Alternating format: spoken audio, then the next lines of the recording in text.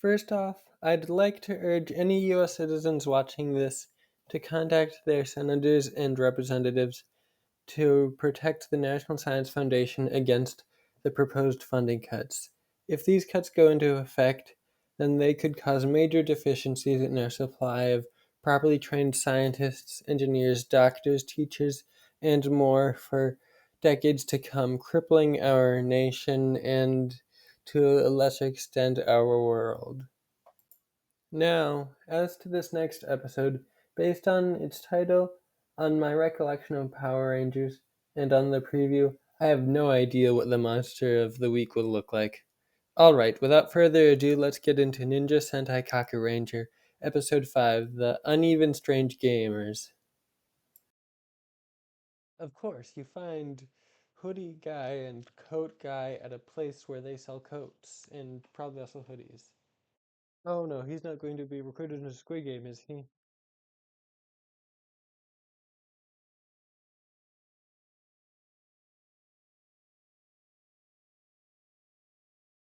Okay, so okay, if she thinks that if she decides to go just go back to working the food truck, then he'll be able to get out on his own. And if she decides to try to rescue him, then mm, he'll probably it'll probably be something where he needs her to rescue him.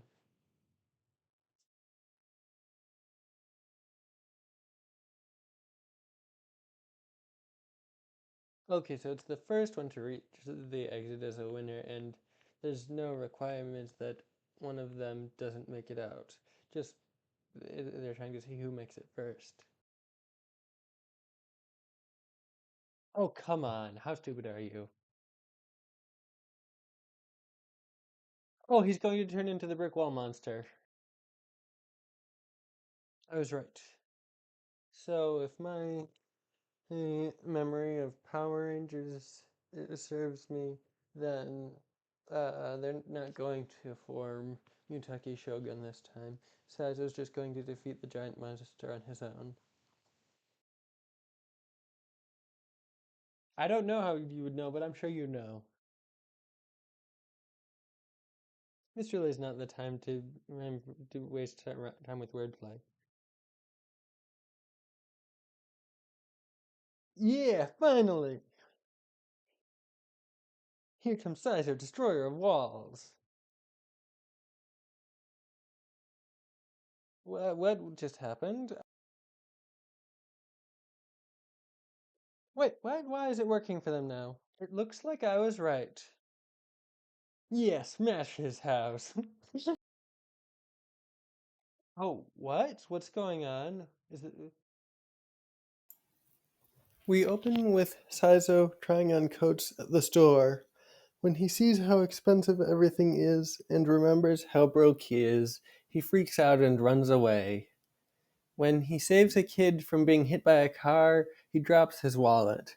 When Saizo returns to Nekomaru, Tsuruhime ridicules him for going off on his own instead of staying to help with selling crepes. Apparently, the other guys ditched her like this too, leaving her to work by herself. The kid comes to return Saizo's wallet. Meanwhile, two guys with crazy face paint are sitting around in a room somewhere with a magic bucket of water. They discuss how the older looking guy has been winning their recent bets. Peering into the bucket of water on the floor, they spot Saizo and the kid, selecting them for the next bet. As Tsuruhime watches from behind the counter of Nekomaru, the two of them are teleported away. They find themselves in different spots in a wooden hidden maze.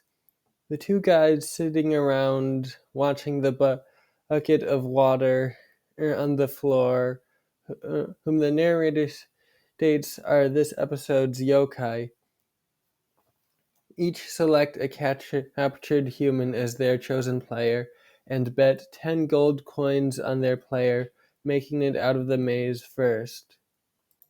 The younger yokai, whom I believe the preview dubbed Hoodie Man, chooses the kid, while the older one, Coatman, selects Saizo.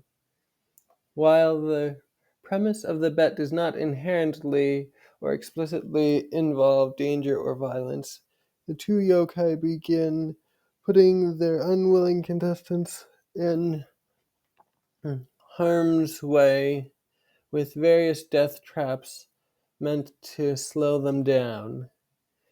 Saizo tries to transform, but finds that his ninpo is blocked within the maze. Despite that, he soon reaches the exit, finding himself coming out the door of what he refers to as a Western-style house. The older yokai comes and thanks Saizo, giving him a gold coin out of appreciation. The younger yokai, however, is quite displeased at having lost again, so he enters the maze to take his frustrations out on the kid. He transforms into a brick wall monster. Saizo realizes that the kid is still inside and is likely in danger, so he makes a quick call to the other rangers that establishes that they don't know where he is, and neither does he. Then he transforms and runs back inside. While Saizo is punching through the walls to get to the kid and the yokai, Sandayu gives the rest of the rangers some seemingly useless advice about following their instincts to find Saizo. It somehow works, and the five rangers fight the wall yokai, Nurikabe, until he uses the power of the yokai cloud to grow giant. Rather than having all five rangers grow giant to fight the yokai as usual, this time only Saizo makes the transformation. He destroys the house, wins the fight, and is about to finish Nurikabe off when a giant eye appears in the sky. The eye, presumably belonging to the older yokai, zaps Saizo with red lightning, allowing Nurikabe to escape.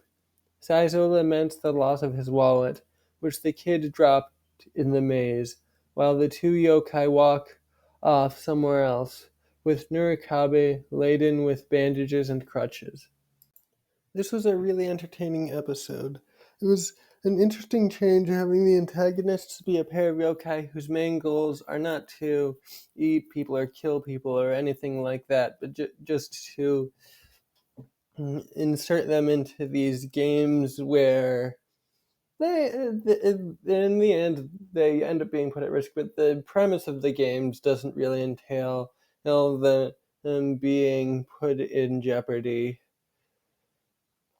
It was fun seeing Saizo come back and break the maze by punching through the walls as he rushed to fight the living brick wall.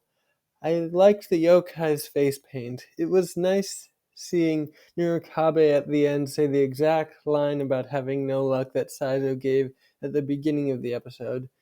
I liked the extra trippy teleportation animation that they used when Saizo and the kid were abducted.